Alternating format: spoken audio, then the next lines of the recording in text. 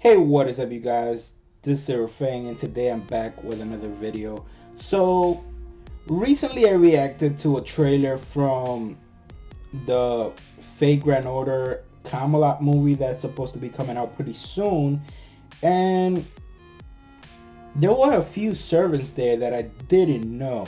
So what I decided to do is, since I already reacted to the trailer, and I think this is the last trailer before the movie comes out, so I decided to do videos on those servants that I don't know, react to videos. So the first servant, as you saw in the title and thumbnail, that I'm going to be discussing here is a servant that's named as Arash. So there's two videos on him. There's one on his lore, and then there's one on his skills and abilities. I'm gonna be checking out both videos today. The way I'm gonna do it is I'm gonna see the one about the lore. That's like about it's like about 4 minutes, and then we're gonna talk a little bit about that, and then I'm gonna watch the one for the skills and abilities, and then we're gonna talk about that one. So I'm gonna watch both of them in this video. So without further ado, let's just get started. By the way, we're almost at 500 subs, so thank you guys so much. I really appreciate all the support. My goal is to get to 1,000 as soon as possible. We're halfway there, so that's pretty awesome. I think I reached the halfway point in about what, 4 months, 4 or 5 months. So that's pretty cool. Thank you guys so much. I really appreciate it. And I don't want to talk too much, so first let's just jump right into the first video. So this is the lore of Arash.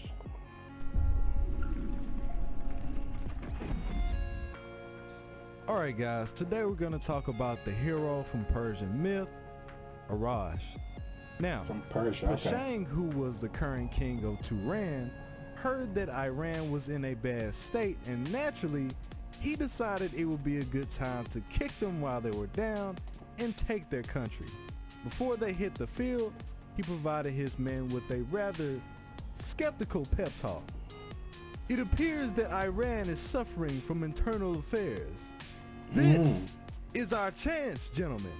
Chivalry, righteousness, they mean nothing to me. I'm just trying to get that dub, you feel me? Sir, does that mean you're gonna fight with us this time? Ha! Fuck no.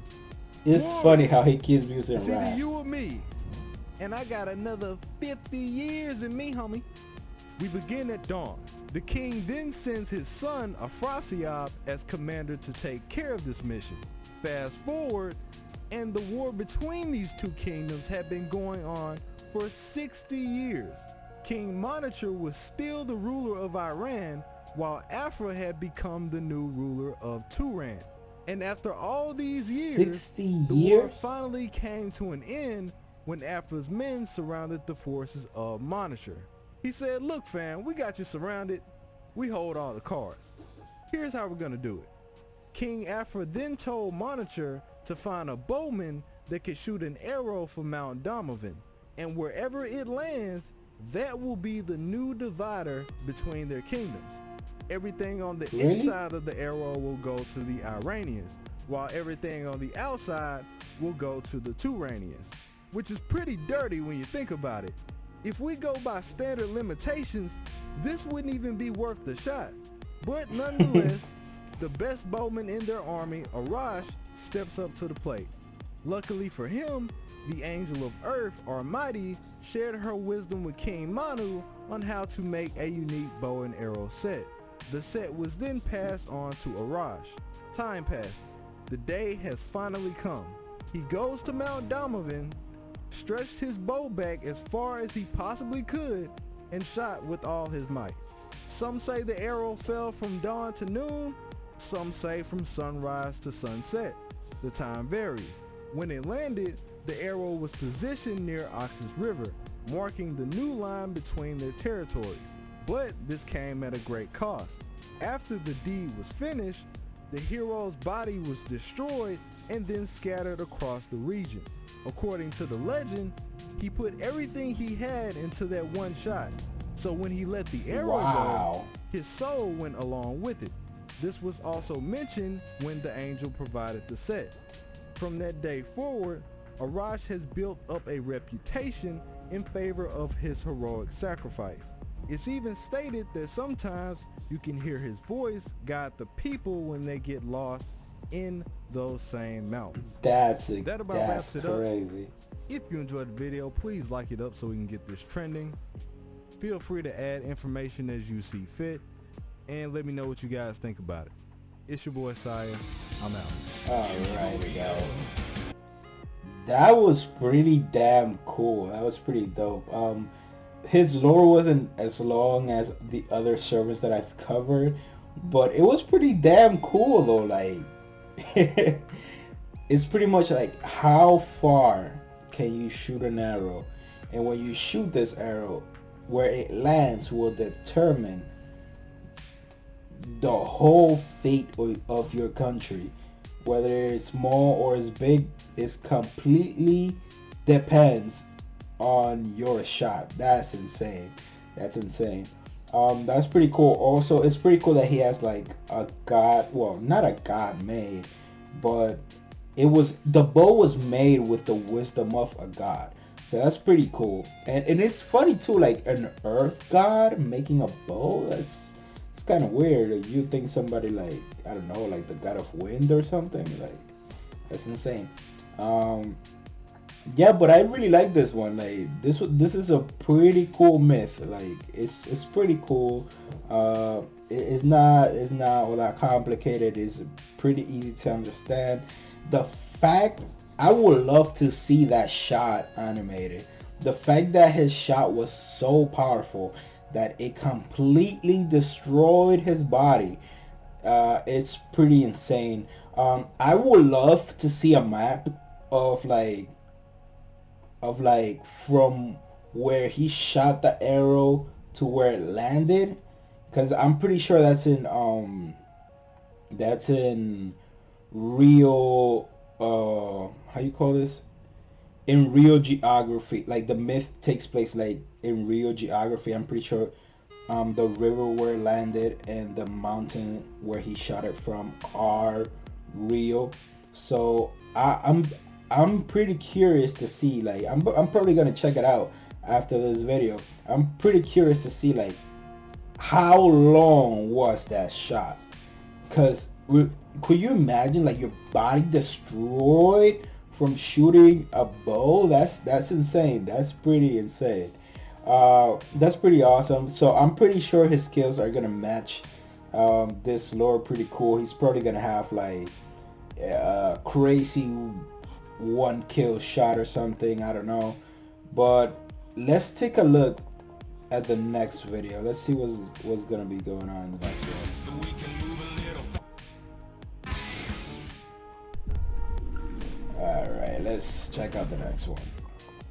What is up, guys? Today I bring to you the servant profile of the day. By the way, his armor and bow, like, they look pretty freaking cool. I'm not gonna lie. He can be summoned as he an looks archer kind and a caster. of different from the movie His though. place of I'm origin not is sure. West Asia, and he's a legendary hero from Persian myth. According to Arash himself, he's a heroic spirit on a low level, and Arturia compares him to Sir Tristan, given that he's someone who surpassed the limitations of the bow with no problem. Personal skills: robust health. The rank is EX. It's a skill that comes from stories of him never getting hurt on the battlefield or ever being struck by sickness since the day he was born. Because of this, his endurance is ranked up and the damage he receives from attacks will be reduced. In addition to this, it also includes a sub-skill called Poison Resistance, which nullifies the effects of poison. Clairvoyance. That's pretty The rank badass. is A class. Since Arash is boasting such a high rank, he's been given the ability to briefly see into the future or read someone's mind. Bow and arrow creation. That's pretty The rank freaking is awesome. A class. So in the legend, The goddess Almighty gave her divine wisdom to King Manu, and with Yeah, it, but he wasn't the he one that created a created the unique bow. bow and arrow for Arash. In the Fate verse, Arash has acquired this same wisdom. As long as he has the Okay. materials, he can make bows and arrows on the spot. When it comes to On the crafting the spot? bow, he'll still need materials to go through the process. But when it comes to the arrows, he can make them using his magical energy alone. Which Oh, means, that's pretty cool. as long as there's energy to You'll pull never run out from, of arrow. he'll never have to worry about running out of arrows.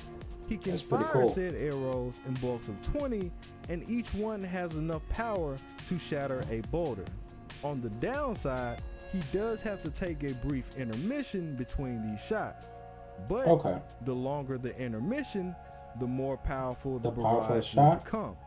That's If cool. necessary, he is capable of filling the sky with 10,000 arrows at once. Stella, What? Lone Meteor. It's an anti-army phantasm, which means it's used That's the against shot. the army. However, it's considered strong enough to be an anti-fortress or even anti-country. The rank is B++ Wow. to A class. It's a move derived Wow. from the legend where he shot an arrow with all the power he had. This utilized his maximum range, which is 2,500 kilometers, and 2,500 successfully kilometers. divided Okay. the Earth. To be more precise, dividing the Earth here will refer to him ending the beef with Turan. This same move is what created the border for Turan and Persia, and as some of you may already know, it was a move so powerful that it costed him his life in return. Yep. After that, his body was then scattered throughout the land. That about wraps it up. If you enjoyed the video, please like it up so we can get this So- trending. Feel free to add information as you see fit, and let me know what you guys think about it. It's your boy Saya. I'm out. So hold up now. So is this guy able to shoot his noble phantasm without any repercussions though? Like, cause he didn't mention any repercussions to his health. Like, we know that that was how he died, because when he fired the shot, like, his body was destroyed. So that's pretty crazy, right? So if that's how he died, but here he didn't mention anything about him getting injured when he uses the noble phantasm though. So that's pretty crazy. Huh. That's pretty damn crazy. And his abilities, they're not bad, really. Like, he's not a half bad servant. I mean, he's not one of the most powerful by any means, but his noble phantasm is pretty damn strong, and his abilities are not half bad. Clairvoyance, robust health, meaning no poison. He has resistance to all damages, so that's pretty damn cool. What else? The fact that he can read somebody's mind and briefly see into the future, that's pretty damn cool, especially for an archer. I'm pretty curious. I would like to see his stats. Let me see if I can look him up real quick. Let me see. Let me see if I can look them up really quickly. Okay, so I found his stats, at least the ones from the game. So his agility is B+, which is pretty cool. That should get a little boost from the fact that he can kind of see into the future. So that's pretty awesome. It'll probably work like if it was like an A rank. If he uses his B agility combined with his clairvoyance, probably like an A rank around there. And at its max, it'll probably be an A+, which is pretty cool. And then his strength is not half bad. His B, it's pretty cool. His endurance is A, and his endurance gets boosted by one of his skills. So yeah, his endurance is pretty badass. He can endure a lot of damage. His noble phantasm B++, that's a lot. And by the way, let me see real quick. Let me see if they have the rank. I don't think they have it here. The rank for his noble phantasm. Huh. Let me see if I can find it in a different one, in a different website. Okay, so I found his stats. They're right here. They're pretty cool. Let me see his noble phantasm if it ranks. An anti-army, it can go from a B++ to an A. It can be he said it could be considered even an anti-country noble phantasm, which is pretty damn cool. Robust health EX, clairvoyance A, born creation A. The only issue, because I don't think his reserves of mana are that high, but the fact that he doesn't run arrows is pretty cool for an archer. There are a few archers that can do this. Emiya is one of them. Doesn't run out of arrows as long as he has mana. This guy as well. Atalanta, she can run out of arrows, but her noble phantasm is different. Like, she only shoots one arrow and it turns like into 1,000. So, so that's pretty awesome. But yeah, like I love the fact that he doesn't need to carry arrows. That's pretty damn cool. Yeah, he's not a half bad servant. He's probably like, he should be pretty useful. Not one of the top tiers, but at least a B class servant around there. I mean, shit, he's really not half bad. I don't find any flaws with him at all. Like, his attack is pretty decent. His agility is pretty cool. His endurance is incredibly high. This gets boosted probably to EX, because his robust health is EX. This probably gets boosted to EX. His noble phantasm at his max is greater than an A+. So if he uses his noble phantasm at its max, he can defeat an A+ noble phantasm, which is pretty damn cool as well. His luck though, it's not that cool, but overall he's pretty decent. I like him a lot. I didn't know he was this cool. Next up, I would like to do Lancelot. If you know of a good video on Lancelot, please let me know. Because I found one on his lore, but I couldn't find one on his abilities. That's the next one that I would like to do. So if you have a video on him, please let me know in the comments.